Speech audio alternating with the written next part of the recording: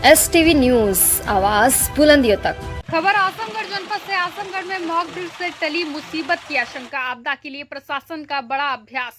आजमगढ़ 7 मई 2025। आजमगढ़ जनपद में आज एक अत्यंत महत्वपूर्ण और योजनाबद्ध अभ्यास के तहत पुलिस प्रशासन और सिविल डिफेंस की संयुक्त टीम ने रिजर्व पुलिस लाइंस में एक मॉक ड्रिल का आयोजन किया। यह अभ्यास माननीय गृह मंत्री भारत सरकार के दिशा निर्देशों के तहत किया गया, जिसका मुख्य उद्देश्य जनपद में आपदा प्रबंधन, नागरिक सुरक्षा और त्वरित प्रतिक्रिया प्रणाली की तैयारियों का प्रशिक्षण करना था। वरिष्ठ अधिकारियों की मौजूदगी में हुआ अभ्यास। इस व्यापक अभ्यास में मंडलायुक्त विवेक कुमार, पुलिस उप महानिरीक्षक सुनील कुमार तथा वरिष्ठ पुलिस अधीक्षक हेमराज मीणा सब मौजूद रहे।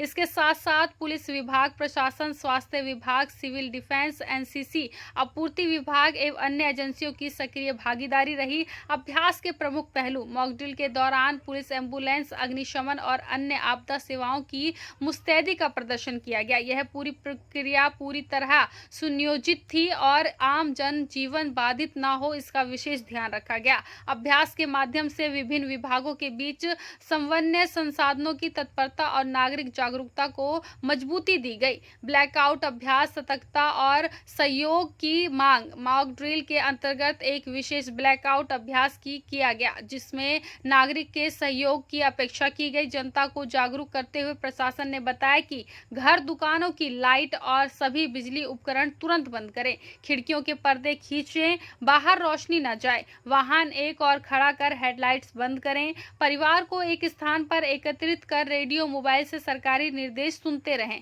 जरूरी दवाइयां, टॉर्च तैयार रखें और पड़ोसियों को सतर्क करें। किसी भी प्रकार की रोशनी या मोमबत्ती न जलाएं, अफवाहें फैलाने या सोशल मीडिया पर भ्रामक जानकारियां साझा न करें, वाहन चालू न रखें, ना ही बेवजह कॉल कर आपात सेवाओं को बाधित करें, संदिग्ध वस्तुओं को ना छुएं और भीड़ ना लगाएं। आजमगढ़ पुलिस एवं प्रशासन ने नागरिकों से अपील की है कि वह इस प्रकार के अभ्यासों में पूर्ण सहयोग दें और किसी भी स्थिति में अफवाहों से दूर रहकर केवल सरकारी सूचना पर ही विश्वास करें। ऐसे अभ्यास आपदा के समय जान माल की रक्षा के लिए अत्यंत जरूरी होते हैं। आप देख रहे थे STV न्यूज़ 24 संवाददाता पूनम चौधरी की खास रिपोर्ट।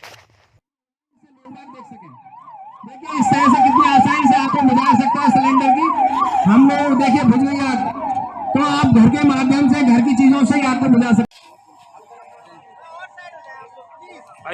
वो कंबल वाला दोबारा करेंगे, उधर ले जाके उधर ले जाओ, जो लेडीज है उधर की। छोटी गैस या CNG या PNG गैस आपके घर में आ रही है, उसके मेन वॉल्व को बंद कर लें। तीसरा, फर्स्ट एड बॉक्स अपने पास जरूर रखें।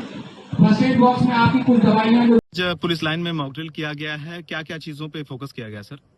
देखिए, आप सभी को जानकारी है, आज पूरे प्रदेश में सभी जनपदों में मॉक ड्रिल किया गया, जिसमें एयर स्ट्राइक होने पर किस तरह की इमरजेंसी क्रिएट होती है, क्या क्या प्रिकॉशंस सभी को लेने होते हैं, इसी के बारे में आज यहाँ पे पुलिस लाइन में मॉक ड्रिल का आयोजन किया गया था, जिसमें हमारी फायर सर्विस की जो टीमें हैं उनके द्वारा, इसके अलावा जो CMO साहब की जो टीम है, मेडिकल जो टीम है वो, और पुलिस लाइन का जो स्टाफ, QRT, इन सभी के द्वारा, इसके अलावा जो हमारे NCC स्काउट्स और जो आम जन है उन लोगों को भी यहाँ पे बुलाया गया था, जिससे कि उनको डेमोन्स्ट्रेशन दिया जा सके, उनको बताया जा सके।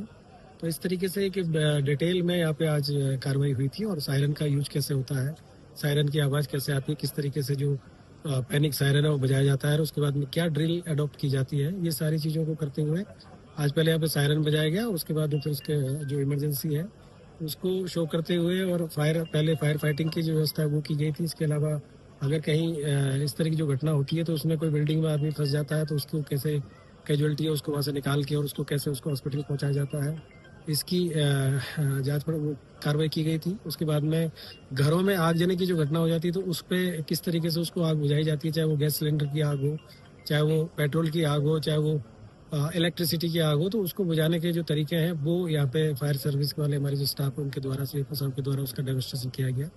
इसके अलावा जो शासन के द्वारा जो 18 रेंजों में जो इमरजेंसी के लिए जो मल्टी व्हीकल है वो प्रोवाइड कराया गया, तो उसके जितने भी इक्विपमेंट्स थे उन सभी का डेमोन्स्ट्रेशन भी किया गया और उनके बारे में सबको जानकारी भी दी गई। और UP 112 की जो हमारी जो गाड़ियाँ हैं उनमें क्या क्या फैसिलिटीज़ है, कैसे वो फर्स्ट एड बॉक्स उनके पास में होता है और क्या क्या चीज़ें होती है, CCTV कैमरे उनके पास में है, तो इन सभी का एक पूरा एक यहाँ पे किया गया था। और इसके साथ ही साथ जो हमारा ड्रोन कैमरा है उसका इमरजेंसी के टाइम पे हम क्या कैसे उसका यूज करेंगे, इसकी भी हम लोगों ने आज यहाँ पे डेमोन्स्ट्रेट किया गया।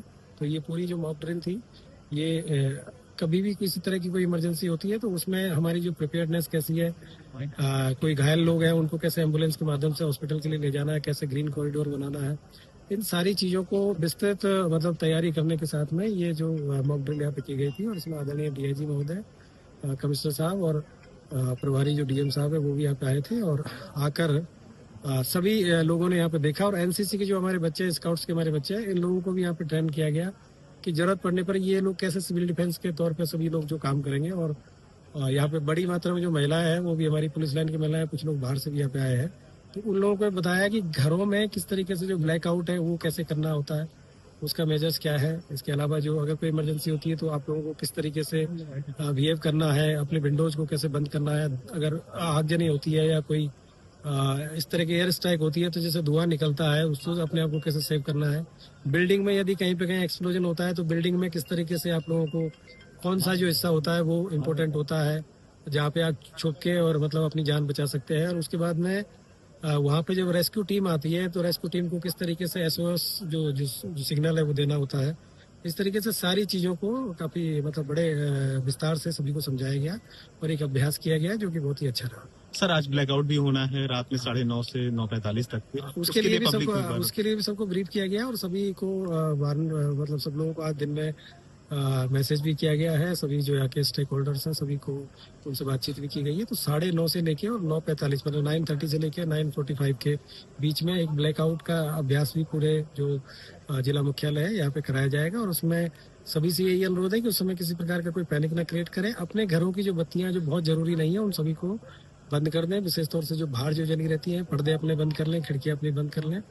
और जो इमरजेंसी सर्विसेज हैं वो कहीं पे इंटरप्ट ना हो, इसके लिए भी बता दिया गया सब लोगों को कि उनके बाहर की लाइटें सिर्फ बंद करें। बाकी जो इमरजेंसी सर्विसेज है, हॉस्पिटल्स हैं और अन्य कहीं जो इस तरह के जो कार्य चल रहे हैं तो उस पर कहीं पे किसी प्रकार का इन चीज़ों को फॉलो नहीं करना है। लेकिन बाकी जो रोड लाइट्स हैं, घरों के बाहर की जो लाइट्स हैं और जो भी इस तरह की जो लाइट है उन सबको बंद करना है, जिससे कि एक हम लोगों को इसका भी अभ्यास हो सके कि ब्लैकआउट करना है तो कैसा रहेगा। और उसकी हम ड्रोन कैमरा के माध्यम से फोटोग्राफी भी कराएंगे, जिससे कि ऊपर से कैसा दिखता है और एयर स्ट्राइक होती है तो उसका क्या बेनिफिट होता है अगर ब्लैकआउट करने का।